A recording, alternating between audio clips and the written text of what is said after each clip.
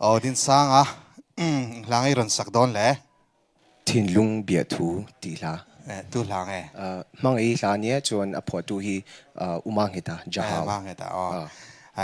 angai inom viau tu ranga yang le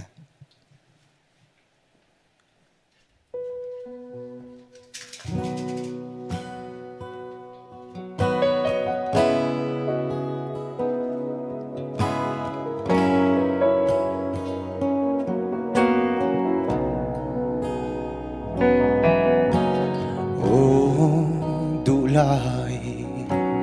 cần xin công đồn kia trang hiền lung rèn đâm thấy lâu đủ luột vàng nghe trang bel lại trên mây lệ cái thiên lung la dìm angin isian renga nâng ngày lệ du nào ai cầm môi xì lâu in ngày lung lên là bàn dài rê lâu hết tiếng mây tu ra ta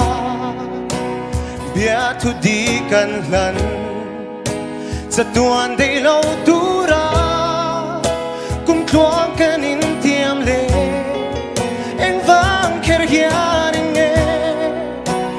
khoa nu lên po hia tuần mang mô lá tân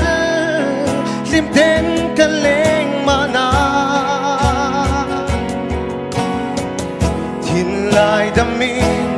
lim tên lên illa rau tha khoa về là đam tên lên mà na hết tiếng mây tu ra ta Biahthu đi cần lần sa tuan đây lâu tu ra cùng thoa cái nín tiêm lệ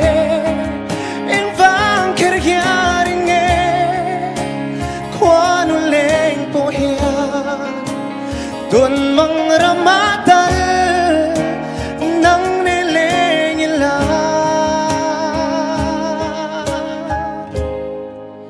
em vang kher hiền nghe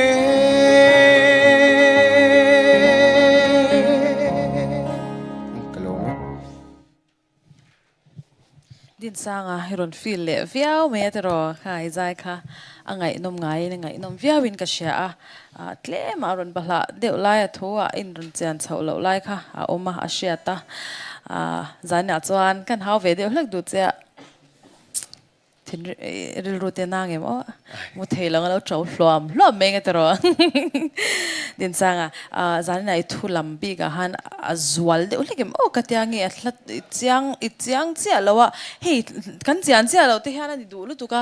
la thu lami al thu alo tam phei chuanin I lam fu lo lam kim lo thi lo tam du lu tuka ni chu khata khan lim ti ang tura then lim ti ang deu han lam pot kha tam ve deu in katya chu lova chuan nang hi chu I othuak re puak tha em me ngai thla ka no ma tho thang boksia te chu iwan ne nan di bokin ka sha lom tu ke ni zana han nak tu zana ka soyang ha lo ti lak lo to zitra Laldinsanga nang ma hi chu zai dan big nei kan tiang chi hi ni to eng hla bo sala nang ma thleng yai vibe feeling om te hi khata khani shoi lu thina chu nang ma hian storytelling shan kan tiang chi thon thu soi dan big trong kam bung ro big kan nei kan ti thinang khanang ma chani zai dan a hian I zai hian trong kam bung ro shan na nei tin ani chu chuan thil dang dai ka zo du chu session in zai nga yam I session ban angin kan zai thina chuan Aadhaar card in kan zai thi ani karin na chan chu I zai a hian hei a shiat ve a session singer lo hi mo hei nang ma artistry shan va develop chia ma zai kha ini in ka shela wai zai dani ma se session na hei la chi sang sak thiam lo big po nei lo va champion viau po ni chong lo khatiang kha nang ma hian om tlata session nanga chon hlo tling tak ni thei tura ka ngai che ke chuan kan ti deu tu ani chu kalom tu ke kan soi ve karil ro lo om ve ju pakha chu ten ka ngai tu ta otling lo deu kan ti te tle ma hei a pitch